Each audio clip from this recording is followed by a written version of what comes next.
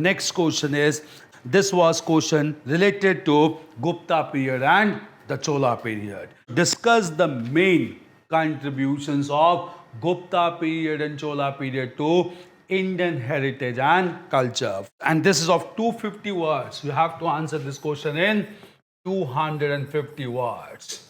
First of all, we need to highlight why Gupta period and Chola period has been combined together. You have to write first of all in this, then hint the gist of the question, theme of the question.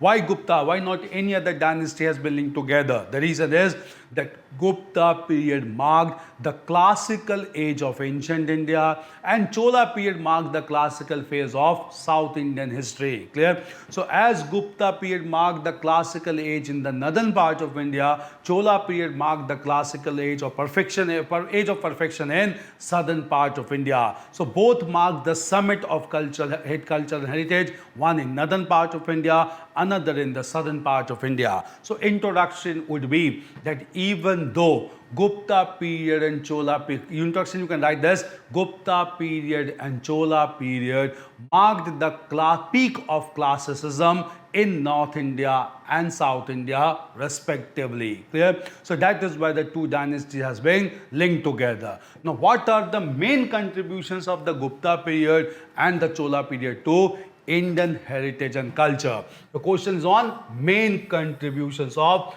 the Gupta period and the Chola period to Indian heritage and culture. So let us first of all discuss about main contributions of the Gupta period to Indian heritage and culture. Clear? So first of all, contribution of the Guptas. The Gupta period, Indian heritage and culture. Let us start with contributions of Indian heritage and culture. First of all, the most important contribution of the Gupta period was in terms of language and literature. They patronized Brahmanical faith and they patronized Sanskrit language and literature.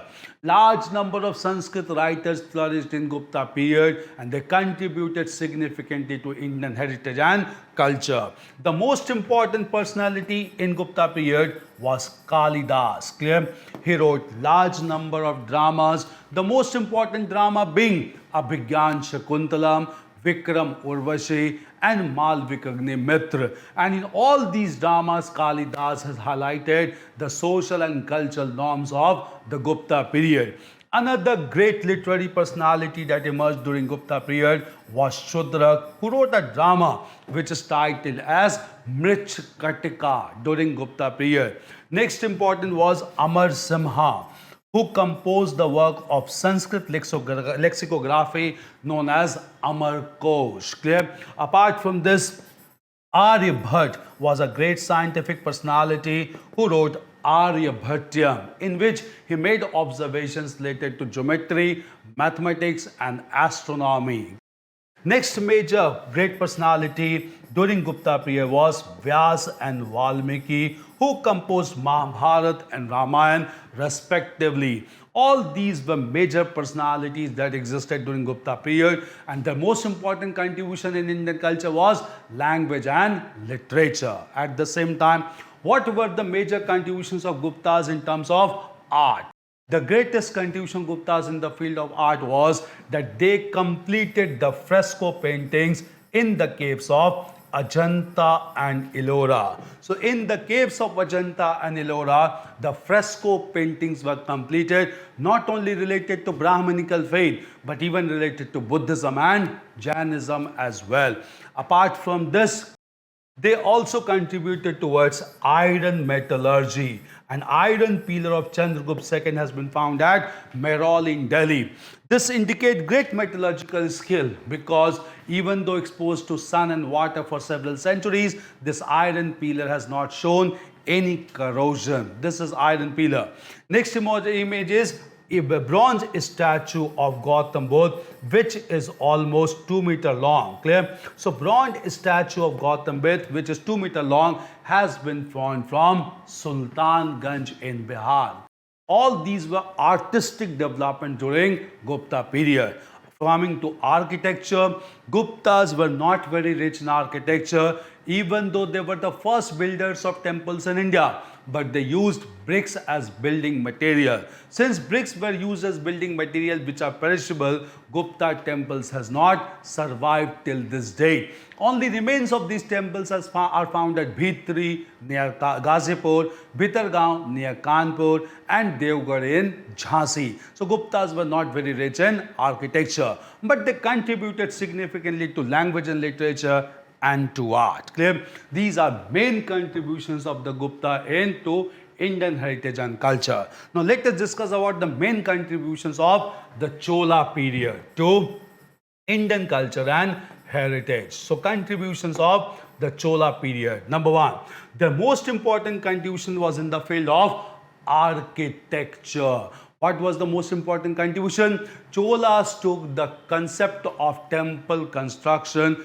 to the highest possible limit, and Cholas constructed large number of temples in southern part of India, the most important being Brihadeshwara temple at Tanjore. This temple was constructed by Chola ruler Raj first. It is a Shiv temple. In this temple, along with placing the image of Lord Shiv, images of kings and queens has also been placed, and therefore Brihadeshwar temple is also known as Raj temple or Rajeshwar temple. Clear? Not only Raj first, even Rajendra first constructed Brihadeshwar temple at Gangaikonda, Cholapuram. These temples has left huge cultural heritage. The reason is, within these temples only, large number of women began to stay to serve God. This marked the beginning of Devdasi system. And from Devdasi system only, classical dances began to be performed in temples in praise of God. And this marked the beginning of first classical dance in southern part of India known as Bharatnatyam. Clear? And this became an integral part of Indian culture and heritage. So they contributed significantly to temples. Coming to art, Gupta Chola period is remembered for the artistic contribution, and the greatest artistic contribution is the bronze image of dancing Shiv known as Nataraj. This bronze image of dancing Shiva Nataraj has become a very important development during Chola period. It is considered to be the most perfect example of Indian artistic creation. Apart from this art, Chola period also contributed towards other artistic developments in the field of sculptures which are found in the temples of Brihadeshwara temple. Cholas also supported and patronized literary personalities, and therefore literary personalities composed several works in the Chola period, and the most important being the text written to promote or to mention about Chola expansion in the regions or different parts of India. And therefore Klutong I, the Chola ruler who conquered the region of Orissa, he was given the title of Kalinga to Parni, and the text is mentions about that Chola ruler. So this was contribution to language and literature along with architecture and art, along with the dance form Bharatnatyam as well. These were the main contributions of the Gupta and Chola period to Indian heritage and culture.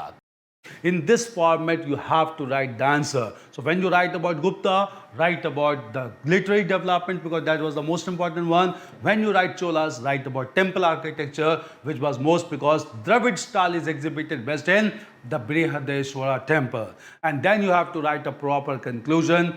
The conclusion would be that even though Guptas and Cholas separated by a span of time, but both showed exemplary perfection in different fields of culture and heritage.